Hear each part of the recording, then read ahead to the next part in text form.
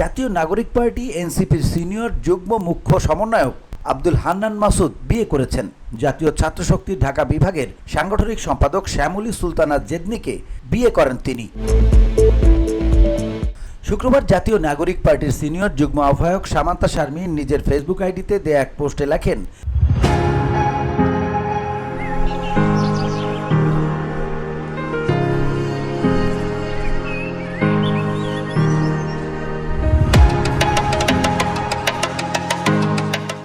জাতীয় নাগরিক পার্টির সিনিয়র যুগ্ম মুখ্য সমন্বয়ক আব্দুল হান্নান মাসুদ ও জাতীয় ছাত্রশক্তি ঢাকা বিভাগের সাংগঠনিক সম্পাদক শ্যামলী সুলতানা জেদনির বিয়ে অনুষ্ঠিত হয়েছে। জুলাইয়ের অনুপ্রেরণা নিয়ে গড়ে ওঠা দুজন রাজনীতিবিদের এই আয়োজনে থাকতে পারে ভাগ্যবান মনে হচ্ছে নিজেকে। VOD Bangla news desk.